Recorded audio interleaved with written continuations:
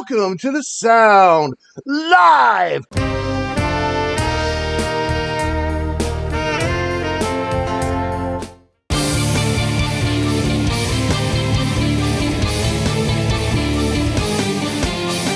Jennifer, what are you having us do today? Well, we're going to do Bon Jovi, Wanted Dead or Alive. And I love that song, actually. I've never seen the video, though, so I'm excited about the video.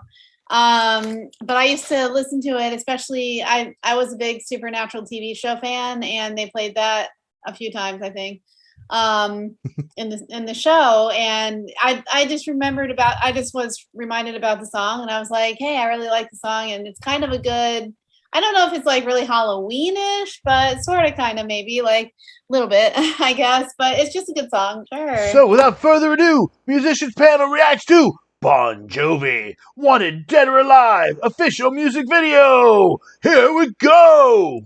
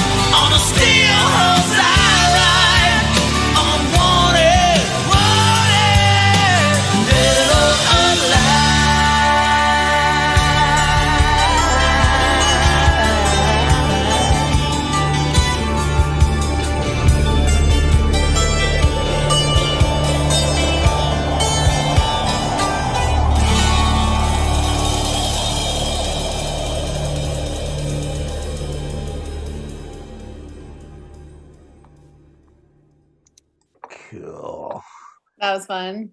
So I was employing new techniques. I was messing with it, making the video appear and disappear, and Oh. putting thumbnails up over the screen for a Yeah, I second and noticed making that. them come away. And I was just playing with it to see. So Awesome. anybody that's like, geez, how come it keeps going black and what all this weird stuff? Yeah, I did that on purpose. I'm really not in the mood for a copyright strike. So Yeah, anyway, I that was intentional. I was just playing with it, but no, that's actually not one of my favorite Bon Jovi songs, and I really do like Bon Jovi. And it's not because of the song. It was actually really nice to listen to it again.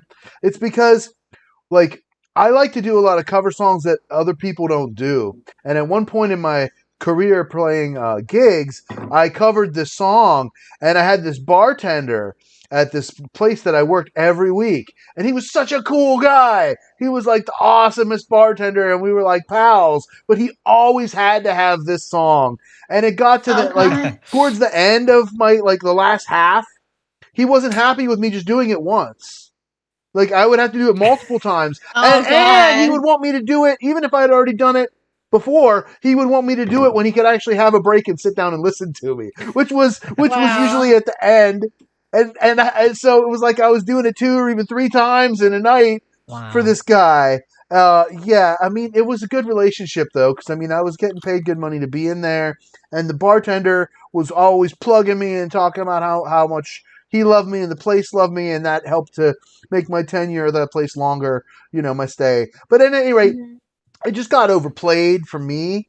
Um, I always loved the way Richie and John's voice sounded together, and Richie's guitar lead, his lead playing is so unique because there's like this little bit of like mud in it, but it's still Mhm.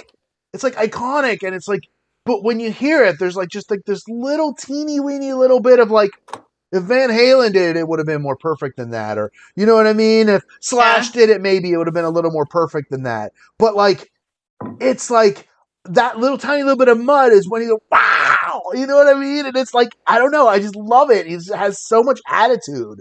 Like, Richie, he does. The way his playing is, it's got so much brightness and aliveness. And, it's infectious. I like Mhm. it. That's what I have to say Yeah. about that video.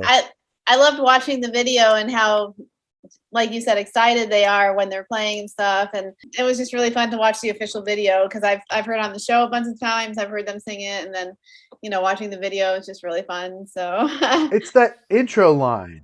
yeah. Playing that over and over and over again through the Yeah. song. It gives me so many chances to mess up. I know it It's is. true. Because you're all over the neck. Yeah. Uh-huh. Yeah, it's not even a hard. It's just Mhm. so particular, Yeah. and It's like, are we an F or D, or you get, and then you overthink it. It's Yeah. like, oh, F and D minor, duh. it's And then by actually that just, time, I think it's just D minor and C. You're Mhm. just alternating down of the 2 chords until you hit the G chord. You're just yeah. alternating the 2 chords. It's not hard. But it's Yeah. gorgeous and it's iconic, and it's like you have to play it over and over and over again. So Yeah. by Right. the end, I started adapting. Like I'd play it at the beginning and I'd play it at the end, but I would just strum through little transitions in the middle and just be like, "No, Yeah. I'm not playing that 8 more times, dude. I just did this." And I would solo too, right? So Mhm. I would play the chords and then play saxophone over for 3 or 4 minutes in the middle and walk around, and you know it was a great song to play because even though it's kind of a slow song, it still got people riled up a little bit, you Yeah. know. Mhm. And I never got as sick of it as Freebird or Brown Eyed Girl. Those are the Oh two. Those are Oh God. the two that no. ultimately I'm the most sick of forever. Yeah. Hey, let's listen to Freebird next. No, Tuesday's Gone. Tuesday's Gone is a better song. It's all about Beavis and Butthead. Beavis and Oh Butthead yeah. started that. Play I some Freebird, know. man. Play Right? Wasn't that Freebird. on there? Yeah. Yeah, I Play some think. Skinner. Yeah, Yeah. yeah. They That's, started that, and it was just a joke, but then all of a sudden it became real. Like, yeah. Mhm. Well, that's why that joke is so funny. I mean, I you play know. and people, it's like, you think they're joking. It's like, no, I really want to hear some Skinner. And you're like, oh God. Skinner is a good band. They're like what, 8 or 9 people? Like, come on, that's not a solo acoustic loop saxophone. You know what I'm saying? Like, Yeah. I don't have 3 diva background singers and a B3 organ / piano player and all this crazy stuff to like fill me out. So I have this honky tonk ensemble of insaneness. I don't have that. Song is such an anthem. Yeah, I was thinking back. That was I had "Slippery When Wet" on vinyl. And what was interesting to me, like thinking back, because the one Def Leppard, Hysteria, maybe it came out around the same time. Yeah, and that's like when, for me personally, and some of the friends I had, like Bon Jovi started to not be cool. I mean, it's like cool for a little bit, and then we started to get more into Metallica, Slayer, Dead Kennedys, Corrosion Conformity, and all this other stuff. And so it's like kind of like the Aerosmith thing, kind of like as an era moved from one lane to another. That Bon Jovi hit at a great time. With Runaway, and then that album, because that album is absolutely classic, Slippery When Wet. Oh, dude, my favorite Bon Jovi though. My favorite song by them is from their next album. It was called "Born to Be My Baby." Yeah. Oh yeah, cool. Really good song. Yeah. And it's so upbeat. It was written to be like the sequel to "Living on a Prayer" kind of, and it doesn't really like it never really took off the same way. They tried, but it didn't really catch up. I love that song, and it's harmonically complex. Like you can tell that the keyboard player had a lot of involvement in writing the harmonic structure of it, because it's not 1 4 5 6 rock. It's not. There's all kind of key changes in it, and it's kind of hard to follow at times. But then, I mean, like if you're reading the music, you're like, "What? Huh? Really?" You know what I mean? But it's kind of all over the place. But it's epic.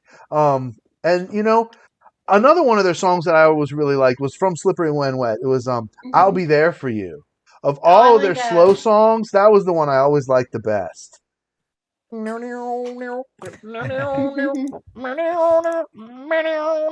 It's got that little almost, I don't know, cool intro. And Bon Jovi is definitely a band that had a lot of influence on me. The vocals they're just so scorching. They're like they're so hot. John Bon Jovi's voice was just so like, his belt was like razor sharp, so like he didn't even have to give you all of it because it just cut right through the mix. Right. I just love that song. I was singing along with it the whole time. I mean, the lyrics were on there, but I know the words without that. So I'm honestly not a huge Bon Jovi fan or anything, but I definitely acknowledge the talent of the band.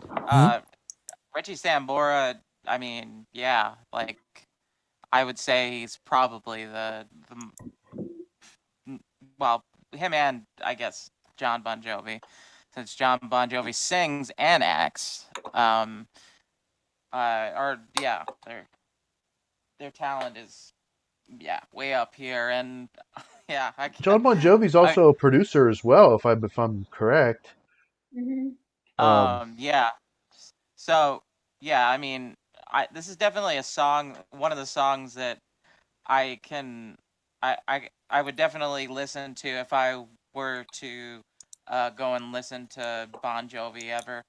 But it wasn't a band that I really got into even when I was getting into like 80s metal or stuff like that. I mean, I heard the hits and all that, but I'm definitely not as well versed on it as you, Matthew. Thank you guys for being on the show. I really appreciate you. Kyle, you're Thanks awesome. For doing Jennifer, this every week. Eve, thank you. Thank you guys so much. The struggle is real, so you can definitely help. This channel is completely funded by you. That's right, patreon.com/Matthews Music Lesson Studio. I got to put up a bonus video today for this week, doing a vote specific, exclusive weekly video for patrons only. So check it out. Also, you can support the studio financially directly at liberapay.com/MatthewsMusic, nonprofit. You can also buy me a coffee at buymeacoffee.com/MatthewsMusic. And you can Venmo at Matthews Music. You can get online music lessons from me at MatthewsMusicLessonStudio.com. That's the one place where you get to record the lessons and keep them on your device. That's right. You can book online It's simple. You don't even have to talk to me. We're all good. MatthewsMusicLessonStudio.com. And I'll see you guys next time on The Sound Live. Thanks, Thank you so much, Matthew. everybody. Bye, Please like, Matthew. share, subscribe, Hi, and we'll see you everybody. next time. Woo.